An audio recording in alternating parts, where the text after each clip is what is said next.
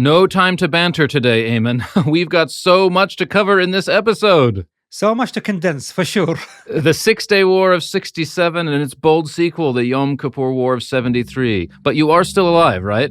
Alive and thriving. Good to hear. Now let's get straight into it.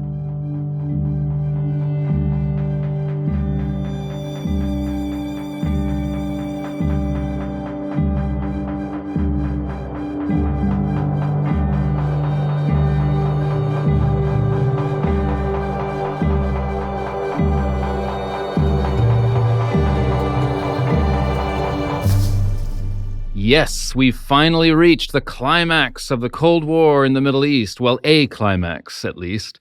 The outcomes of both the 6 Day War and the Yom Kippur War are relatively well known, less so the political machinations leading up to them. We'll do our best, dear listener, to take you behind the scenes of the corridors of power and into the minds of Arab and Israeli leaders. No one wanted war, yet war arrived. Why? That's our question. These two wars were transformative. Nasserism was out and radicalism was in. And in the ongoing clash of civilizations in the Middle East, a new and improved player emerged from the wreckage of war, radical Islamism. Are you excited, Eamon? Of course. I can trace the roots of my ideological, youth to the 1960s and 1970s. The 6 Day War was a turning point in the history of the modern Arab world. Arabs were left traumatized by their spectacular defeat. The Nasserist project was thoroughly discredited, and so a huge Egyptian transition began, away from the Soviet Union and toward the United States, away from a centralized command economy and toward crony capitalism, away from Arab nationalism and toward Egyptian nationalism. And all of these changes had huge reverberations across the region. But in the years running up to the 1967 war, things had changed since the first clash between Israelis and Arabs in 1948. Israel's victory in 48 is largely down to the corruption of its Arab enemies. They were weak regimes, still dependent upon colonial powers and internally disunited. But by 1967, this had all changed. Arab states were now independent. They were centralized. They were heavily armed and radically nationalistic. Syria and Egypt had Soviet military advisors as well as armaments.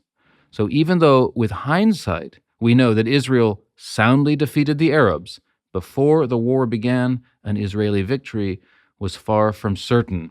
Okay, Eamon, give me the global Cold War context in the run-up to the 67 war. We're in 63, 64. What's the world like at the time? Many listeners, will be thinking right now that, we have a war in Ukraine, we have a war, where the Taliban, took over Afghanistan, we have, crisis here, crisis there. If they were living, in the 1960s, I don't know what they will do. They will go into significant panic because 1962, in October, November, the world came really pretty close to nuclear annihilation. The Cuban Missile Crisis. Yeah. Absolutely. So can you imagine? And then almost a year later, in 1963, in November, President Kennedy was assassinated. Wow, yep, that's true. Imagine if we can't really imagine it now. It was so huge. The channels of information were really scarce. People were depending primarily on, radio, newspapers, and, a few TV stations. That's it. So it was a really panic-stricken world at the time. 1962, Cuban Missile Crisis. 1963, Kennedy was assassinated. 1964, the Vietnam starts. Yeah. So the world was crazy. Absolutely. 1962, China invaded India, or at least in a parts of India, and there was a war between India and China. The specter of war between India and Pakistan was always ever present. The world was not exactly a very happy place at that time, or it didn't seem so. So that is why we understand that the Middle East was not...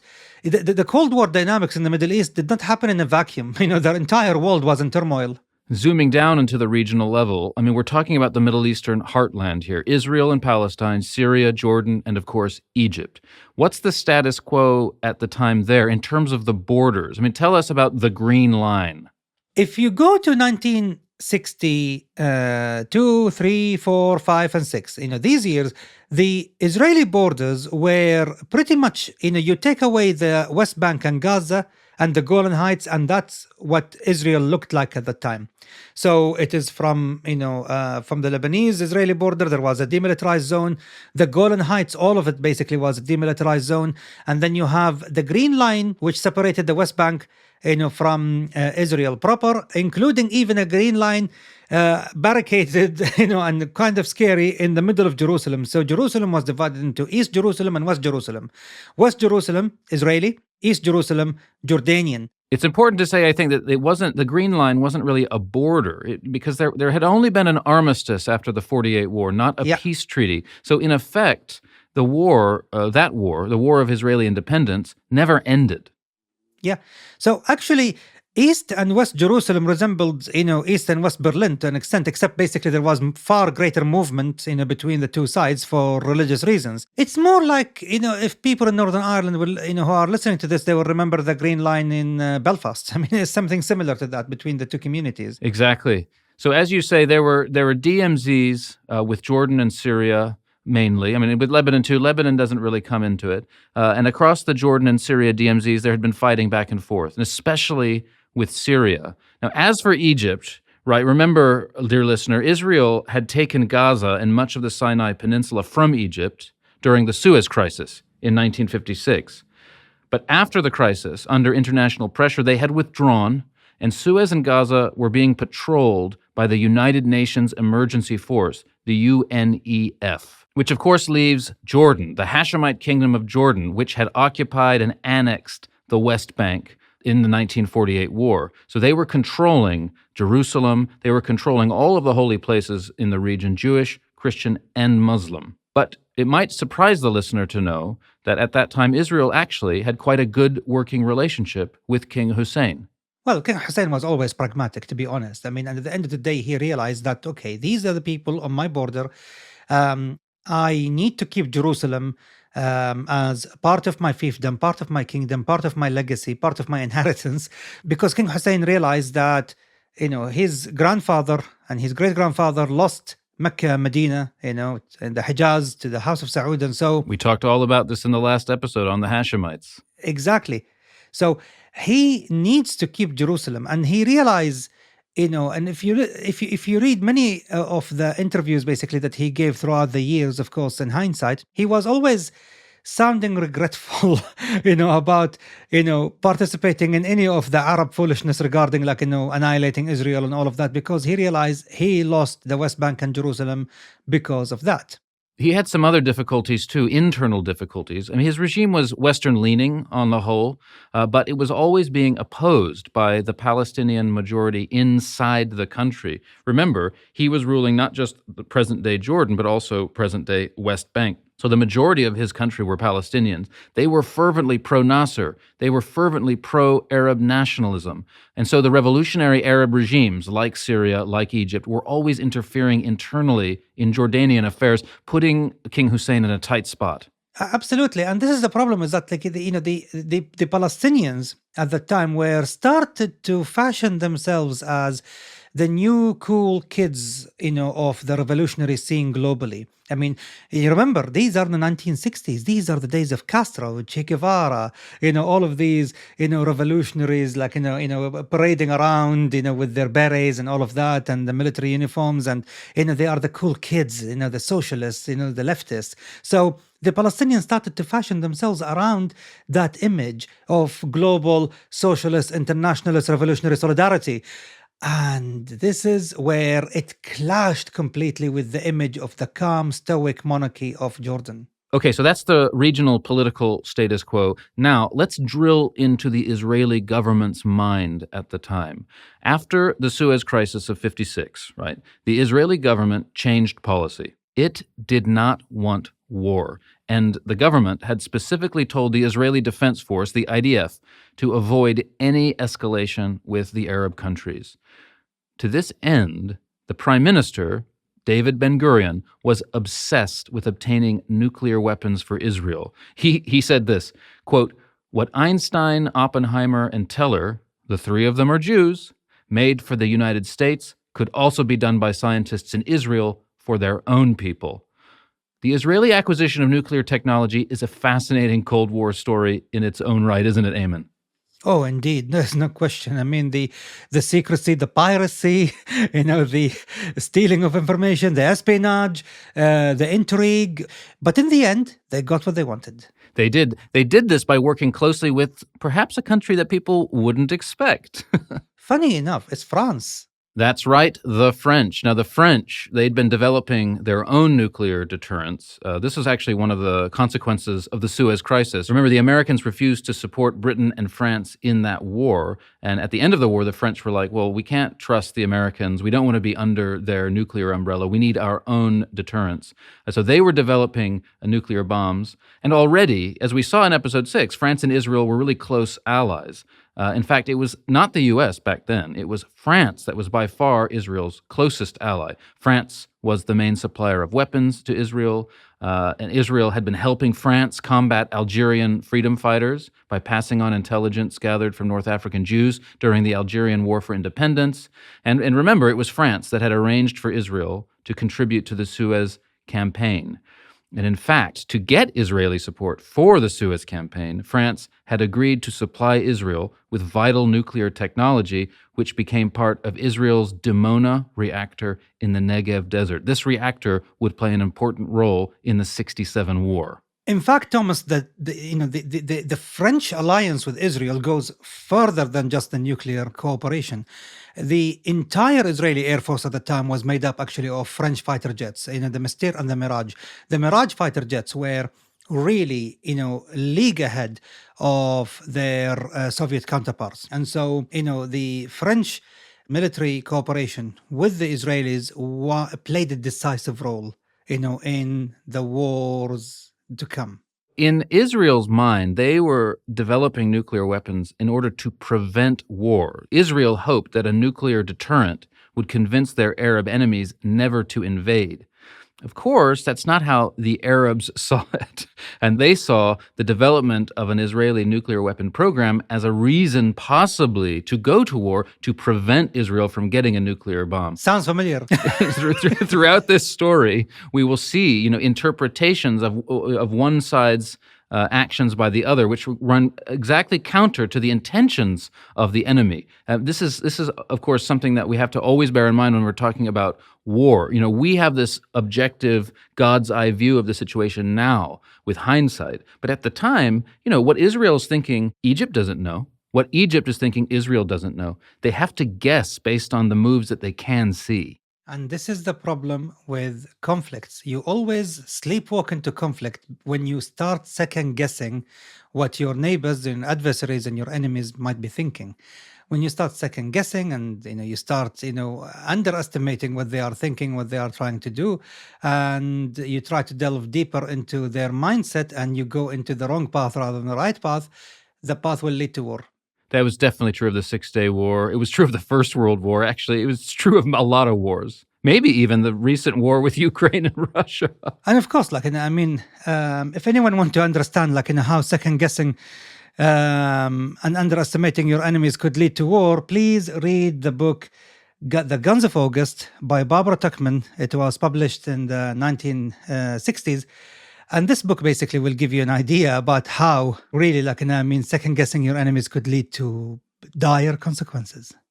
Okay, right. Now that's Israel's perspective at the moment. They don't want war. They're developing a nuclear deterrent in order to prevent war. They've told the IDF not to foment war with the Arab states. Let's move now to Egypt and its president, Gamal Abdel Nasser.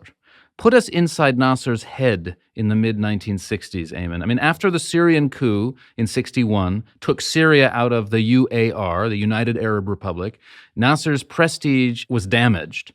And he began remorselessly attacking the Syrian regime. He began doing all sorts of slightly more aggressive things. What was going on inside Nasser's mind at the time? Nasser's mind was really like a scrambled egg at the time, and for a very good reason, because he was having one setback after another all across the Arab world. Nothing was going his way. Not just across the Arab world. In fact, the social and economic policies of Nasserism, which were becoming more and more extreme, nationalizing industry, nationalizing finance, these were beginning to bear quite rotten fruit at home, and there was a growing unrest within Egypt. The economy wasn't doing great. Indeed, because of course, since when collectivization and nationalization of industries, and crony socialism ever work? And so that's exactly what happened to him. And at the same time, there was a resurgent Muslim Brotherhood. There was a second wave of the Muslim Brotherhood, in Egypt in the 1960s. He really wasn't having a good time, and the pressure on him was just so great.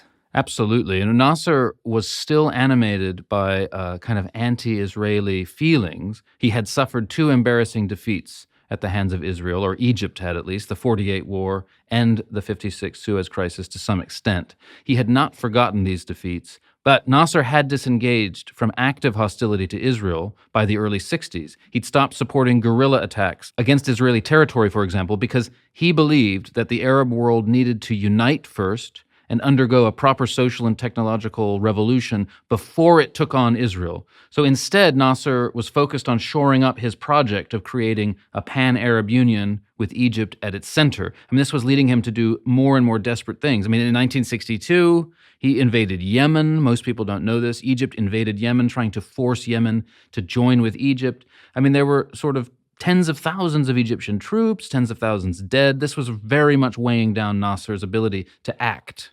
Indeed. And in fact, basically, that war soured the relationship with Saudi Arabia and with other Arab countries. And some Arab people started to view Nasser as an imperialist himself rather than an anti-imperialist. Soured relations with Saudi Arabia? My goodness, way more than that. Nasser was bombing Saudi Arabia. Saudi Arabia was working with the United States to repel the Egyptian attack in Yemen. Very much similar to the situation going on in Yemen today.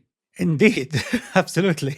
So there was this alliance of conservative Arab states against Nasser. He was feeling blue. What he really wanted was a Syrian regime that recognized his leadership of the pan-Arab cause, or at least pretended to do so, and he got it in early 1963, when, as we said in the last episode, both Syria and Iraq experienced successful Ba'athist coups, and in order to strengthen their new regimes, the Ba'ath movement immediately initiated talks with Nasser on a new union, a new UAR between Egypt, Syria, and Iraq. Indeed, to the point where, a new flag was created with 3 stars, which is, today's Iraq flag, funny enough, but without the Allahu Akbar on it.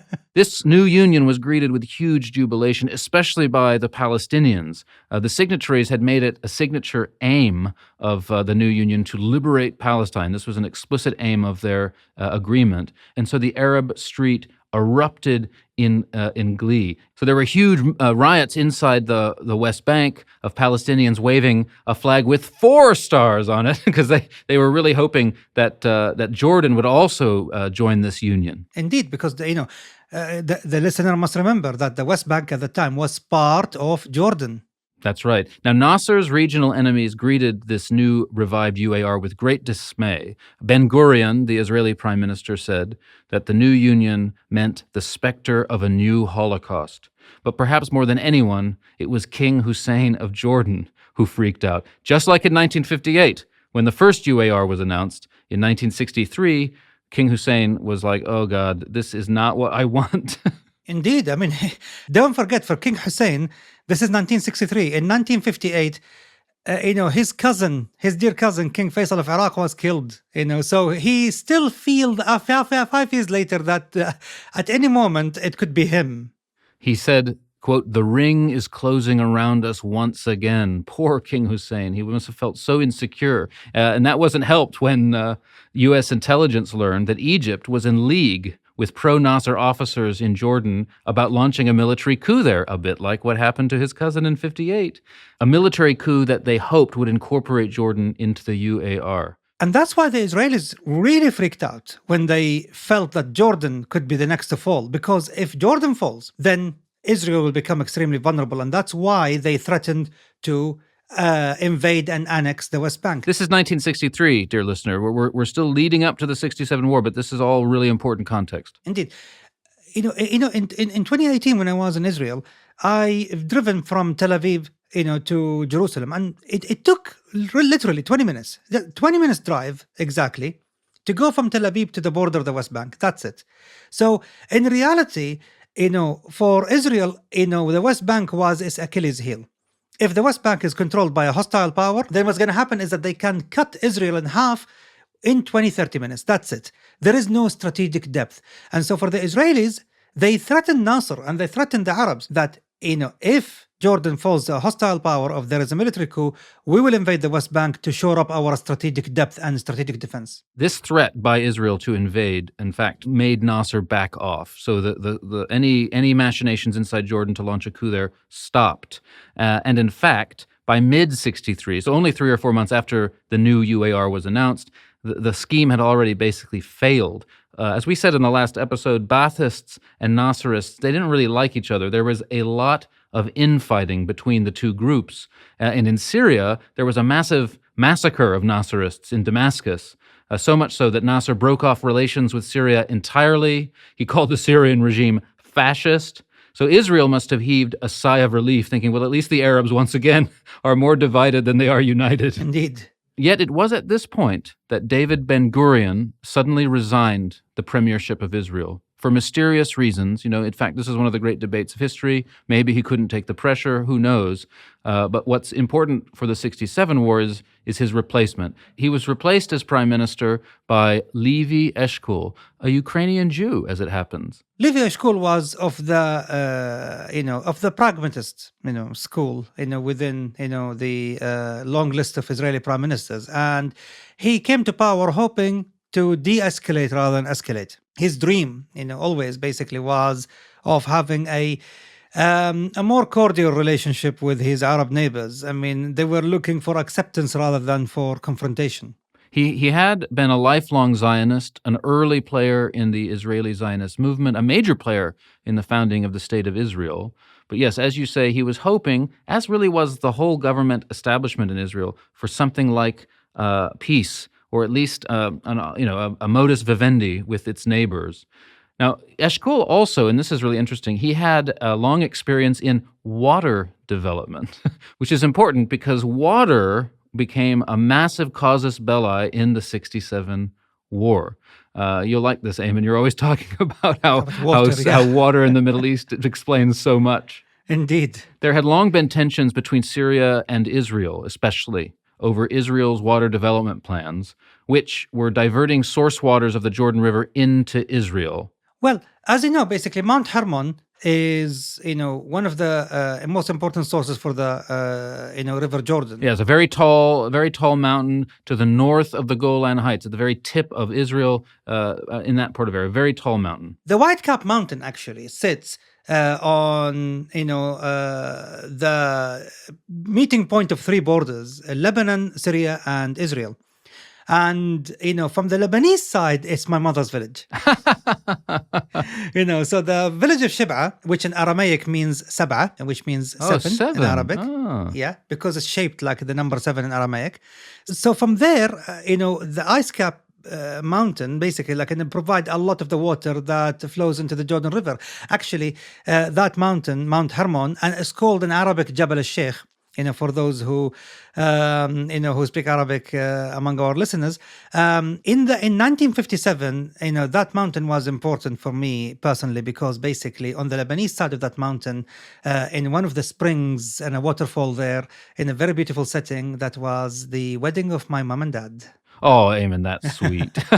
Oh, thank you so much. So basically, the waters were flowing, from north to south, going from Mount Hermon, going into the Sea of Galilee, and from there into the River Jordan. And of course, that was divided. That water was divided, between the Arabs and the Israelis, according to UN agreements. That's right. The UN had been invited in to mediate the dispute, and their plan allocated 38% of the Jordan's water to Israel. Okay, Israel was in fact developing the area, developing the water resources of the area, and they were sticking more or less to within that 38% allocation.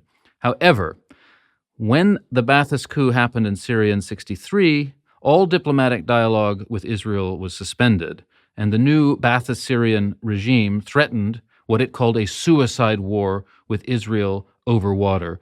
And this resulted in 1964 to a rather remarkable Arab League summit. And the 1964 Arab League summit, it's when they decided to divert, the water away from Israel, which actually amounted to an act of war. I mean, it's the Middle East after all. Water is so scarce. Israel certainly considered the plan to divert its water to be an existential threat, and they did prepare for war. This caused fighting again to break out across the DMZ with the Syrians.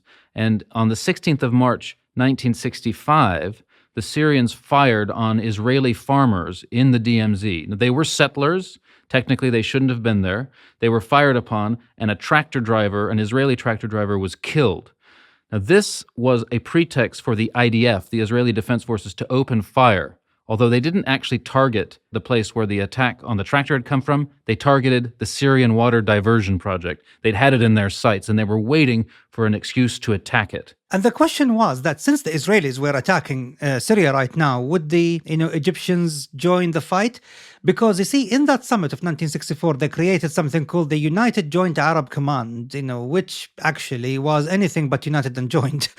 So it did. It was a military command that united all 13 Arab states' militaries. That's something. On paper only. Come on, Thomas. It was only on paper. What coordination was there? There was nothing. Well, that is true. Nonetheless, people did wonder, is Nasser going to send in his troops since Israel had attacked Syria? But, he was bogged down in Yemen. He did not want to be lured into any war with Israel. And so he didn't do anything. That means that the United Arab Command, which was announced with great fanfare the year before, was just another example of Nasser sort of scrambling to make symbolic displays of Arab unity. But in fact, behind the scenes, he always favored a cautious, incremental approach. He hoped primarily to ensure Egypt's domination of the Arab world. And this is why, Thomas, I think, the path to war, unfortunately, was paved, with such, jingoistic, nationalistic rhetoric. For Nasser, and for all the Arab leaders who actually inflamed the passions of the street about, the glories of the Arabs, the restoration of such union, and the crushing of Israel and its colonial backers.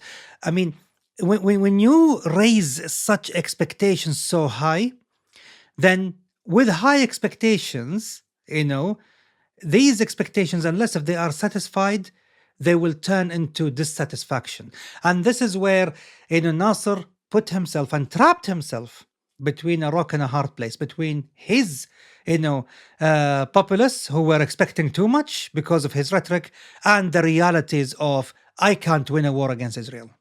Well, radical Arabist, pan-Arab expectations went up again in February 1966 when there was another coup inside Syria in which radical Baathists overthrew moderate Baathists.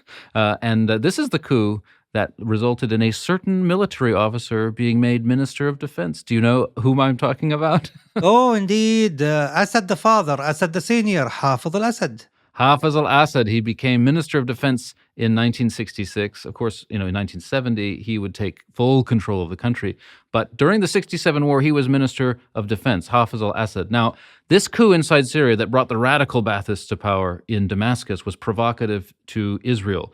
The regime in Damascus supported, quote-unquote, direct popular struggle against Israel, by which they meant guerrilla warfare, or perhaps to speak more plainly, terrorism, however you want to describe it. Damascus was calling for revolution now against imperialism and Israel. And this was important because in the meantime, two new players had emerged on the regional chessboard. First, let's talk about the PLO, the Palestinian Liberation Organization, because it was another consequence of that 64 Arab League summit. So the Palestinian Liberation Organization was established as a political organization initially, not a military one. And it was Nasser's tool, in order to control the internal Palestinian narrative, which angered so many other Arab leaders, including King Hussein, because he was the king of the Palestinians as well as the Jordanians, and this was seen as Nasser stepping on Hussein's territory. Beyond the refugee problem, the Palestinians, they hadn't really been a political player. They'd been absorbed into Jordan, and the Arab powers were making decisions on their behalf, including by creating the PLO. Nasser, the Arab League, were still managing Palestinian affairs. And this actually proves more or less that the Palestinians, even by the 1960s, they did not yet develop what they call basically aspirations for statehood, for a separate Palestinian state. At the time, they were just hoping for a larger Arab entity to incorporate them as part of the pan-Arab nationalism. So as you rightly said, Eamon, the PLO was connected to Egypt, and therefore it followed Nasser's orders. And for that reason, they did not launch attacks inside Israel because Nasser did not want a war. However, that was not the case with the other Palestinian player that emerged in the mid-60s, Fatah, or the Palestinian National Liberation Movement. Many people think that the PLO and Fatah are the same thing. They ended up merging, and we'll get to that. But in the beginning, they were very different. Well, Fatah was actually modeled around, the contemporary at that time, the contemporary socialist revolutionary movements such as, Castro and Che Guevara. And of course, among the Fatah, founders, of the very famous Yasser Arafat. Yasser Arafat. In the 80s and 90s when I was coming of age, my God, there was perhaps no more iconic Arab. He was everywhere. Indeed, with his, wearing the kufiya and the way, he was wearing his military uniform. He was trying to be, a mix of a Che Guevara and Qassam or whatever. But anyway, he and Fatah were far more violent and far more revolutionary because they were, at the end of the day, a bunch of students, coming from Cairo and Amman and other places in order to, advocate for the overthrow of Israel as a whole, completely, the annihilation of the state of Israel as it was known at the time. Yeah, Yasser Arafat and Fatah favored quote-unquote popular struggle. They'd been inspired by the success of the Algerian War for Independence. They identified the U.S. as part of the enemy camp. They saluted the USSR, China especially, they loved Mao, and all the non-aligned countries. So in the Cold War kind of binary, they were definitely setting themselves against the United States. They were obsessed with the idea, rightly as it turned out, that Israel was on the brink of acquiring a nuclear bomb. This was part of their motivation for fomenting all-out war. They wanted war as soon as possible to prevent that from happening. And starting in early 1965, Fatah began guerrilla attacks against Israeli forces. And so the IDF, in turn, began commando attacks on Fatah positions inside the Jordanian-held West Bank.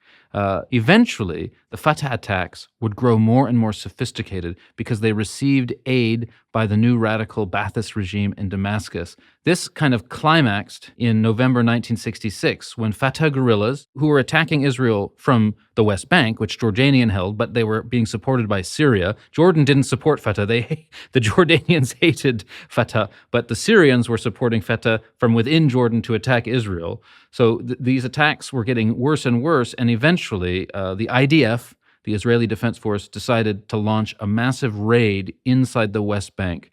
This raid on the village of Samu is notorious. Indeed. It was, it led to significant loss of life, among militants and civilians, and it was widely condemned across the Arab world, and it galvanized, public opinion. It was called Operation Shredder, and 8 Yes. tanks, 400 paratroopers were sent in. They captured the village. They blew up. They dynamited 50 houses, the police station, a medical clinic, a school, and a mosque. It was pretty harsh reprisal. This actually forced the Jordanian troops to intervene. So fighting broke out between the IDF and the Jordanian troops. Even jets were scrambled. The Jordanian Air Force got involved. 2 Jordanian jets were shot down by the Israelis. It was pretty tense, especially since following this attack, huge riots again broke out across the West Bank. There were demands for the entire Jordanian government to resign. King Hussein's rule was on a knife's edge. He felt extremely threatened. He was so politically weakened by all of this that he felt himself being compelled closer to Nasser and the other revolutionary Arab regimes to bolster his credential with his people. Yeah, Practically, he was bullied into it. And those Arab revolutionary governments were getting stronger because in November 66, by some miracle, Egypt and Syria set aside their rivalry, and to the great surprise of the Israelis, they signed a renewed mutual defense agreement. Now, it's important to point out that Nasser actually hoped that the military pact with Syria would restrain Syria. He was worried that Syrian aggression was provoking Israel into war. He didn't want a war. But the Israelis saw Arabs uniting against us. It's another example of how both sides misunderstood the other's motivation, which climaxed in a massive way, in a way the first shot of the 67 war, in a way, on the 7th of April, 1967. I mean, it's all again coming back to a tractor, yet a second tractor. What is the problem with tractors? They always cause trouble. So Syrian regular troops, fired upon a agricultural tractor on the Israeli side. The driver was killed. So, however, this time the Israeli Air Force immediately scrambled and immediately went into a frenzied action. And they went after every Syrian military target they can find, from Al-Qanitra, and the Golan Heights all the way to Damascus. They dropped 65 tons of bombs, on these positions, to the point where even when the Syrian Air Force started to scramble to resist them, they shot down 2 Syrian MiGs, fighter jets, over Damascus itself. What's interesting about that event is that the Israeli government had not been consulted. The commander of the Air Force acted alone. This is an example of how the military tensions that had been ratcheting up over the previous years were creating a dynamic within the military, not just in Israel, as we'll see, but in Egypt and elsewhere, a dynamic where the military felt it needed to respond so quickly that civilian governments were being slightly sidelined. But again, in this case, the Arabs and the Soviets who were backing them did not know this. They did not know that the Air Force had acted without government approval. They assumed it was the first move in an Israeli attempt to bring down the Syrian regime. And that left Nasser totally humiliated. Humiliated again. Yeah, why? Because, you see, Jordan was attacked. That village of Sama was attacked, and nothing happened. Nasser, did not do anything. Then Syria was attacked. The Israeli Air Force made a mincemeat out of Syrian forces and the Syrian Air Force. And Nasser, yet again, did not do anything. So really, since you are not good in terms of economy, you are no good in terms of, diplomacy, what are you good for if you are not, going to deter the Israelis? The Soviets were also really worried at this point. So just to kind of remind the listener, Soviet military advisors had been training the Egyptian army now for over a decade. And in fact, in September 65, so just 18 months before, a huge new arms deal had been brokered between the Soviets and Egypt. And Nasser, in fact, had been made a hero of the Soviet Union during a visit to Cairo by Khrushchev in 1964. That shows you how close the countries had become. So much for non-alignment, huh? At around this time, the head of the commander of all the Warsaw Pact countries, so this is like the Soviet NATO, the commander of the Warsaw Pact countries paid Nasser a visit. He told Nasser that the Egyptian army was battle ready, offering encouragement to Nasser, but in fact knowing full well that this was mere flattery. The thing is, the Soviets had decided they wanted Nasser to do something. The USSR had immediately become a very close ally of the new radical Ba'athist regime in Damascus.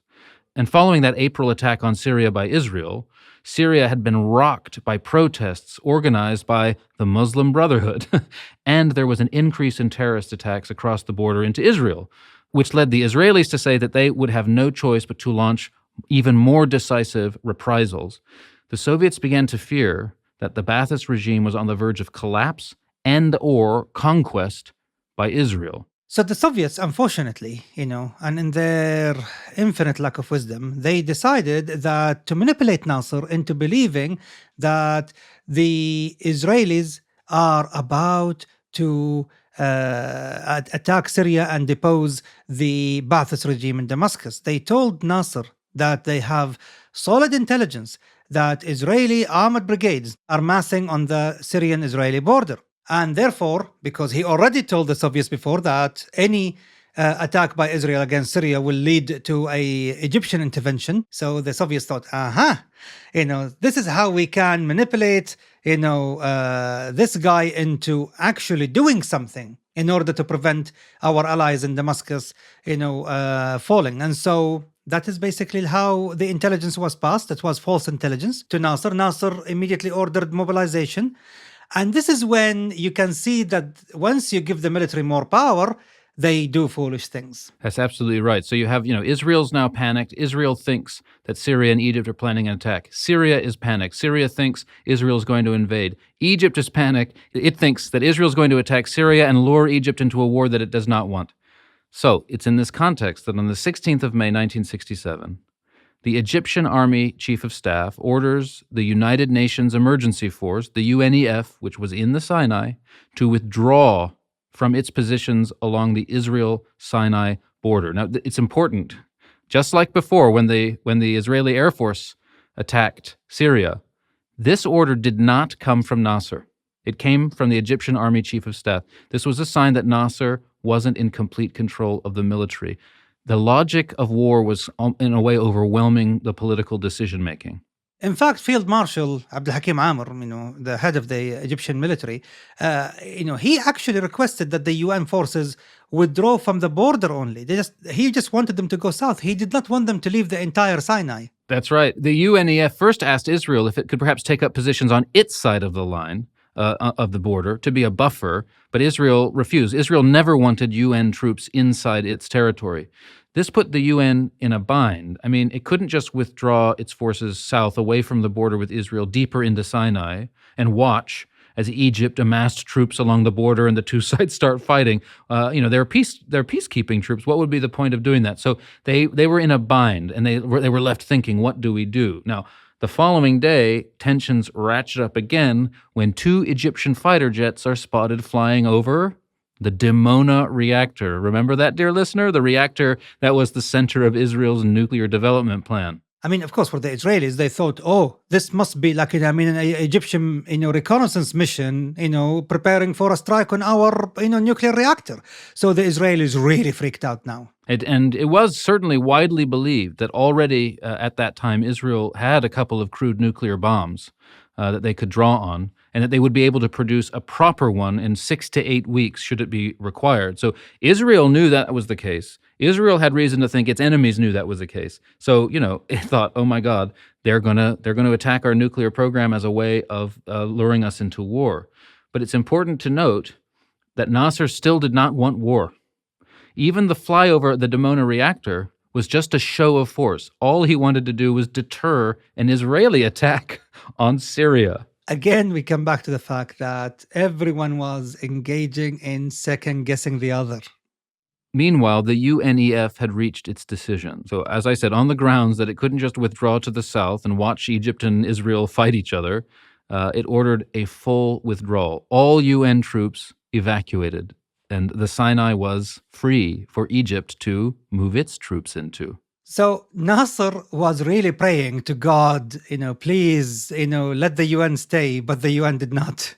And the UN decided to evacuate Sinai. And by evacuating Sinai, they created this void, this, vacuum that he needed to fill immediately. Now, he really didn't want to put the Egyptian military into Sinai, but now he has to. His hand was forced. So he sent the Egyptian military into Sinai. And now that they are in Sinai, the Arab world is waiting. The Arab world is waiting with the bated breath, like, hey, do something.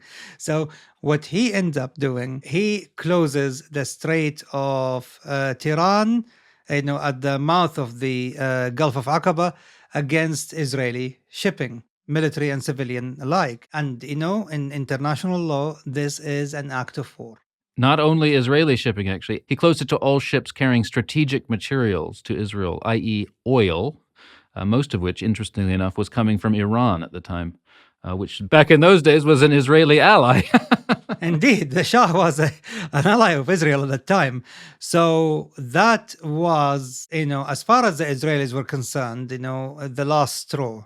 Yes, so this was an act of war. Israel made it clear this is an act of war, but the funny thing is Nasser still didn't want a war. And 1 week later, at the end of May 1967, he said so. He said Egypt would not be the one to fire the first shot. What he really hoped for was that by closing the Straits of Tiran, he could claim to have had some kind of victory over Israel, placate the Arab masses, and go back to business as usual. But it got out of control. By this point, it was going to happen anyway. Maybe, Nasser didn't want war, but that was not the case with the Egyptian military. The Egyptian military were, really eager to wash away the humiliation of 48 and 56. And Abdul Hakim Amr, the Minister of Defense, he put together a plan called Operation Dawn, or Amaliyat al-Fajr, in which an invasion of Israel actually was, meticulously planned and put forward. And it was supposed to be launched on 27th of May. Of course, the Israeli intelligence, got hold of that. They warned the Americans warned the Soviets. And of course, the Soviets came back to Nasser and said, hey, like, we wanted you just to be on the border to scare the Israelis, not to invade Syria, but not to start a real war, please. Nasser had actually not greenlit the plan. He was on the fence about it. He also didn't really know what was going on at this stage. He was slightly afraid. Is Israel going to attack? He didn't know. But this whole thing left Israel on even higher alert. In their mind, Egypt had been on the verge of invading their country. All the while, other Arab states had begun mobilizing. Sudan, Iraq, others, even Saudi Arabia. They all began saying openly, with this, pan-Arab rhetoric, that they would contribute to any war with Israel. The tensions were at, really, you could cut it with a knife. Indeed. And of course, then came the thing that pushed the Israelis over the edge. King Hussein signing a mutual defense agreement with Nasser. Yeah, this was really surprising on the 30th of May. King Hussein and Nasser had been enemies basically quite openly for well over a decade. And yet there they are signing a mutual defense agreement in the midst of all this tension. Nasser states, quote, "Our basic objective will be the destruction of Israel. The Arab people want to fight." This coming from a man who didn't want a war. This is another sign that Nasser's rhetoric was overwhelming his own cautiousness, But this whole situation was being goaded on by other Arab nationalist leaders, real radicals, such as Hafez al-Assad, who said, quote, "Our forces are now entirely ready not only to repulse the aggression, but to initiate the act of liberation itself and to expel the Zionist presence in the Arab homeland." So this is a real threat to Israel. So in the early hours of 4th of June, 1967, even though the Israelis were outnumbered 3-1 on almost every metric, 3-1 when it comes to aircrafts, 3-1 when it comes to tanks, 3-1 when it comes to deployed troops, the Israelis nonetheless decided to test the odds, and they launched one of the most audacious and successful air raids in modern history. So yes, the war started on the 5th of June at 7:45 in the morning with Operation Focus. And indeed, it was a focused operation. The goal was to destroy the Egyptian Air Force. Indeed, the Israelis ironically learned this, lesson from the Germans during World War II, the Blitzkrieg. The idea that in order to achieve quick, decisive victory, you need to really annihilate your enemy's air force and you achieve immediate air superiority within the first 24 to 48 hours. And that was the Israeli objective. They certainly achieved this. Egypt was caught off guard, in fact, because Israeli intelligence had cleverly planted false news reports in newspapers saying that the IDF was on vacation and that the Air Force would be carrying out routine training missions. So the Egyptian Air Force was in a way cooling its heels. And in fact, the advanced warning systems that the Egyptian Air Force relied on was not even online. It wasn't on. So 183 Israeli jets, they flew so low over the Mediterranean and they surprised, the Egyptian Air Force when they attacked 14 airfields with such precision that they destroyed 83% of the Egyptian Air Force on the ground. 338 Egyptian jets were destroyed. And at the time, Field Marshal Abdul Hakim Amr and the head of the military intelligence, Salah Nasser, and many other generals were actually having a hangover from the previous night party. And, and they were in one of the military headquarters somewhere outside of Cairo when they saw what was happening. And so they actually were trying to rush back to the Ministry of Defense. So they went to one of the airports, but they found it was bombed. So, and the military car that dropped them there already left. So they called for a taxi. I'm not kidding. They called for a taxi to come and pick them up while the country is being bombed and the Air Force is being shredded by the Israelis. And they all crammed into one taxi trying to get to the Ministry of Defense to find out what really was happening. Talk about total surprise and total incompetence. They didn't know it was happening because Radio Cairo was pumping out the usual propaganda, which was masking the scale of the Israeli attack. It was saying that Egypt was on the verge of victory. It was being believed by its own military leaders, and not just in Egypt, but actually all around the Arab world. They were thinking, oh, Egypt is winning, but in fact, it was the exact opposite. That very morning, Israel invaded the Sinai Peninsula in force, and within a day had captured the entire thing. In response to all of this, Jordan begins shelling Israel from the West Bank. And so on the 6th of June, Israel invades the West Bank and within a single day had taken the whole thing.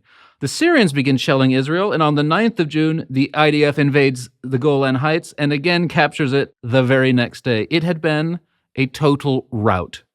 It was a total rout. One, because the Israelis had superior weapons from France. But two, which is extremely important, training. You cannot underestimate how many times the Israelis were drilling and training and preparing, for this. The average Israeli soldier and the average Israeli pilot had almost 9 times the amount of training and the amount of drilling that their Arab counterparts had. And finally, number 3, intelligence. Intelligence was really important. Well, on the Arab side, it was a total disaster. Abdul Latif al-Baghdadi, a former Egyptian vice president, later said, quote, "We felt as though we were dreaming. It was mayhem, like a nightmare. How could our Air Force have been wiped out in the space of one day, and our ground troops decimated the next? How could they be so strong that we couldn't hold out for more than 36 hours? That's what happened when you have a very well motivated, very well trained, and advanced, and coordinated, military. No matter how small it is, it can take on any larger military that is not coordinated, not well trained, not well motivated. The aftermath of the 6 Day War was sort of inconceivable. The Suez Canal became a war zone, and the canal was closed for 8 years, disrupting global shipping to a degree that we can hardly imagine. The Palestinians, once again, they were pretty much screwed. At the time, there were about 1 million inhabitants of the West Bank. About 25% of them became refugees. Again, another wave of Palestinian refugees, mostly to Jordan. And in addition, 130,000 Syrian refugees from the Golan Heights were created by the war. Fatah and the PLO, as we said before, merged in the wake of the 67 disaster. And now Yasser Arafat was in charge of the whole organization, the new merged organization, and they began escalating their tactics. Not only would they attack rural sites as they had been, they were now going to target urban areas as their strategy became more explicitly terroristic. In addition, Palestinian nationalism, which, as we've said again and again, was not really a thing, it now becomes a real thing. More and more Palestinians are saying, we need to push Israelis out of the way and take over historic Palestine for ourselves with our own state. I think possibly the greatest personal tragedy of the 67 war is with Gamal Abdel Nasser himself. On the 9th of June, in the midst of the war, it's still going on, he announces his resignation. I mean, he was heartbroken.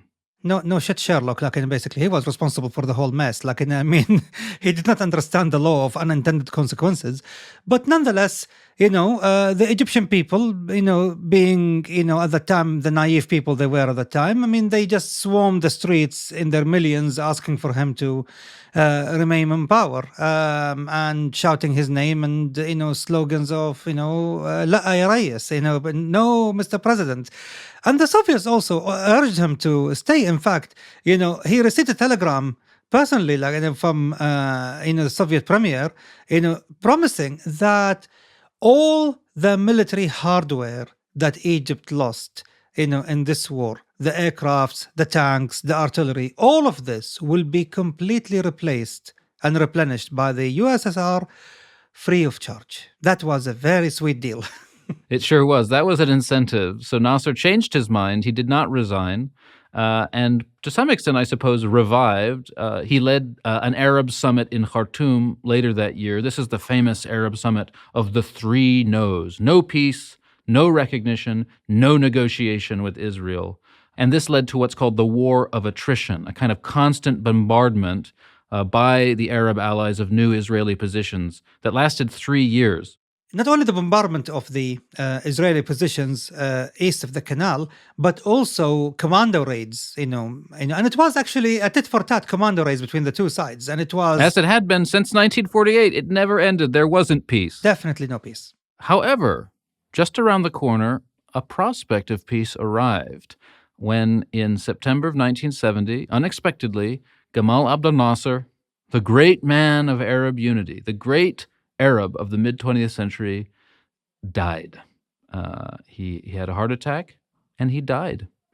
His funeral is something to be seen. Look it up on YouTube. It's amazing. You would have thought maybe Jesus Christ himself had died, but he is followed by a long-term colleague of his, to some extent the brains behind the whole Nasserist project from the beginning, Anwar Sadat.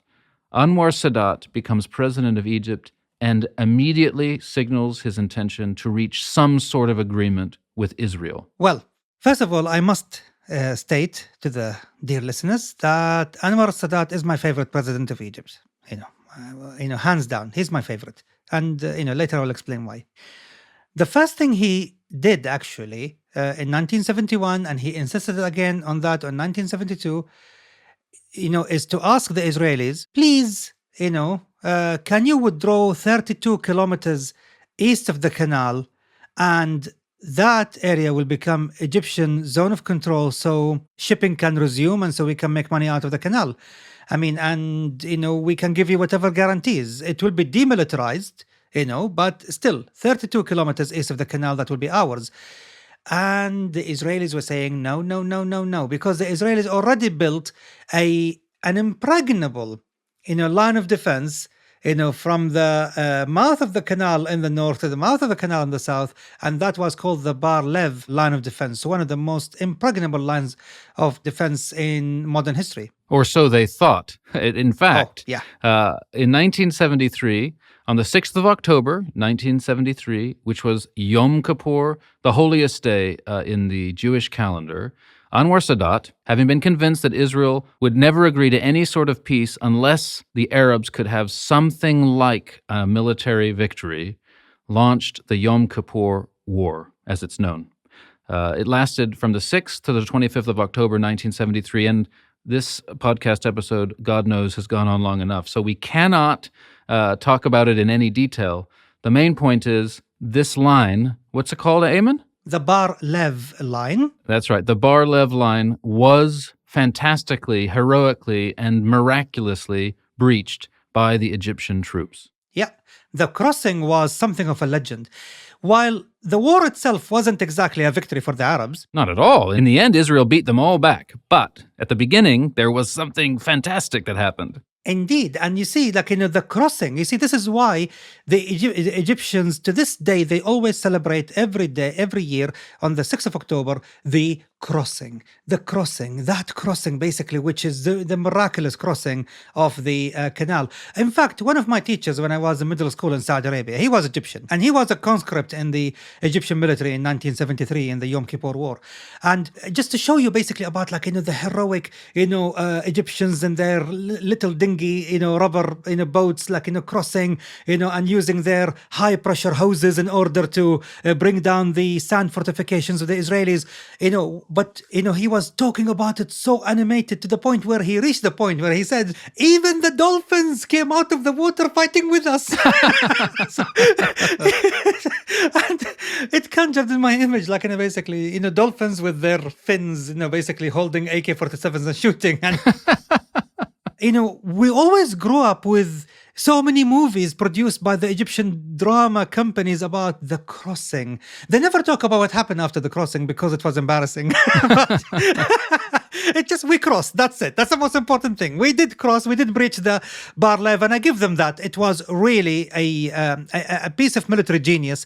It's just a question of what to do next. And they failed at that.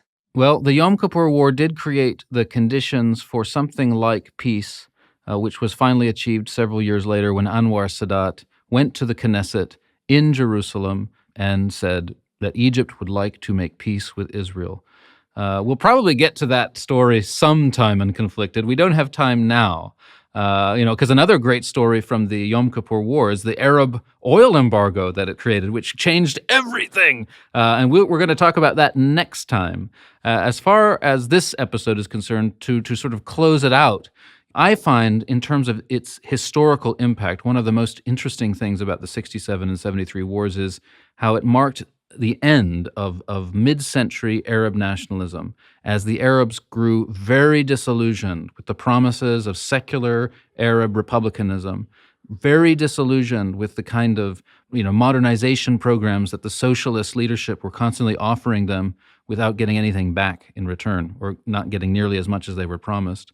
And instead, they began to retreat away from this form of sort of modern development, modern nationalism, modern patriotism, etc., and instead moved in the direction of a renewed political Islamism. Indeed. As for now, because we should raise the question of a clash of civilizations, that we're supposed to, at any rate. I mean, I think you can see the 67 war, the humiliations that the Arabs suffered at the end of that war, the 73 war. You can see this period as the time when mid-century Arab nationalism and all the promise that it held out to the Arab public was lost. And the Arabs began a move towards a greater cynicism, towards that vision of modernity, and instead retreated back to what they thought was their own civilization, something more native to the Middle East, native to Arab culture, and that's the resurgence of Islam, especially in its political, its Islamist form.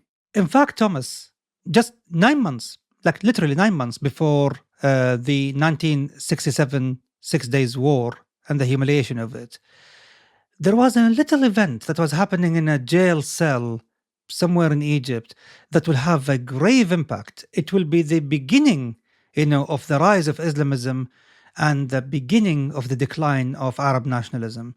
It is the execution of a relatively unknown Egyptian thinker by the name of Sayyid Qutb. Nasser had him executed, just 9 months before the humiliation of 1967. Little did he know that by doing so, he sealed the fate of Egypt and the fate of the Middle East for many decades to come. Arab nationalism wasn't dead, but it was now the radicals who were in the driver's seat. A new generation of Arab strongmen came to the fore. Assad, eventually Saddam and others, but perhaps most dramatically, Gaddafi. These characters, and especially Gaddafi, are what we'll be discussing next time. Join us in 2 weeks, dear listener, for the next episode of Conflicted. If you don't already, you can follow the show on Facebook and Twitter at MHConflicted. And if you would like to carry on the conversation and learn more about the topics discussed here on Conflicted, you can search for Conflicted Podcast Discussion Group on Facebook, where you'll find fascinating conversations and debate between other fans of the show. Those of you who subscribe to the show will know that each week Eamon and I choose a different listener question from Twitter and Facebook to answer for our exclusive bonus content section. You could be in with a chance of having your name read out on the show and hearing your question answered by subscribing to ad-free listening and extended bonus content for just 99p on Apple Podcasts. Or if you listen on Spotify, find Conflicted Extra to also listen ad-free and get access to extended bonus episodes for just 99p per month on Spotify. Join us again in 2 weeks' time for another great episode of Conflicted. Conflicted is a Message Heard production. This episode was produced and edited by Rowan Bishop. Sandra Ferrari is our executive producer. Production support and fact-checking by Molly Freeman. Our theme music is by Matt Huxley.